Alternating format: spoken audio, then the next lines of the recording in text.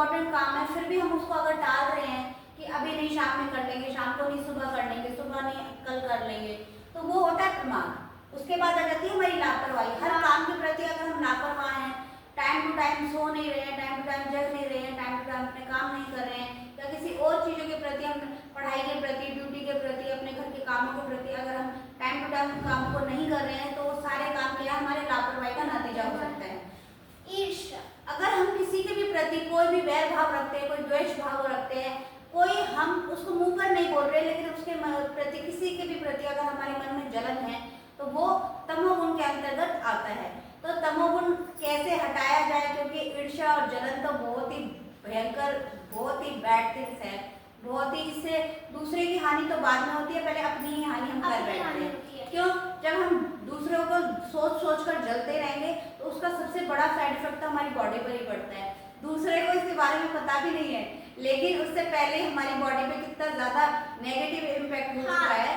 तो ये बहुत बड़ी रिस्क की बात है और इसको हमें पूरी तरीके से हटाना चाहिए, इम्प्रूव करना चाहिए। और फिर मोह की भावना। मोह की भावना क्या होती है? मैं मतलब कि जो हमारे गाड़ी, बंगला, पैसा सब मेरे लिए, हर चीज मेरे ही लिए हो। जैसे कि कोई हमें ही प्यार करे, या कोई हमसे ही बात करे, या सब चीज, सब लोग हमें ही अटेंशन दे, कि संसारिक सुख भी मेरे पास सबसे ज्यादा हो, गाड़ी, बंगला, पैसा, रुपए और मान सम्मान की प्रतिष्ठा, ये सब चीजें मेरे लिए सबसे ज्यादा हो। तो ये सारी चीजें होती है मोह के अंतर्गत। और मोह किससे उत्पन्न होता है? अज्ञान से। और अज्ञान कब होता है? जब हम संसार में ज्यादा रहते हैं, संसार के बारे में सोचते ज्यादा है, तब वो मोह की भावना हमारे अंदर जागृत हो जाती है कि सबकी अटेंशन हमें चाहिए, तो वो होती है मोह की भावना। अब इन सबको हटाएं कैसे, दूर कैसे करें, तो ये बताएंगे हमारी समझी सखी जी। इसको हटाने के लिए हमें ज्यादा से ज्यादा आलस्य को कम करना होगा। हमारे अंदर जो जैसे कि आलस्य है तो उसको हम ध्यान के द्वारा, योग के द्वारा, नाम जप के द्वारा हटा सकते हैं। जैसे बच्चे हैं तो वो ध्यान वगैरह नहीं कर सकते हैं, तो क्या करें? या बड़े बूढ़े हमारे बुजुर्ग हैं वो भी नहीं कर सकते, एक्टिव हो ज्यादा से, तो वो सबसे ज्यादा एक तो एक्सरसाइज करें, व्यायाम करें, और फिर उसके बाद ये कंटिन्यू अपना नाम जप कभी ना छोड़े।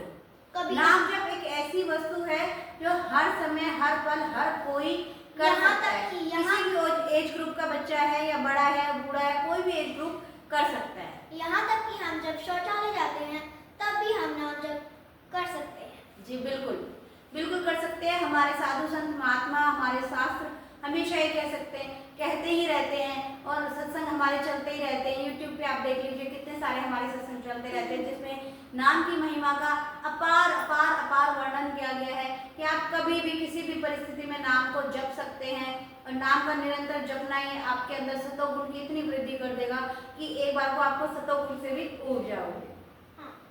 तो ये वीडियो आपको कैसा लगा? अगर अच्छा लगा तो चैनल को लाइक एंड सब्सक्राइब करना बिल्कुल ना भूले, बेल आइकन को दबाना बिल्कुल ना भूले। इसी के साथ जय श्री राधे।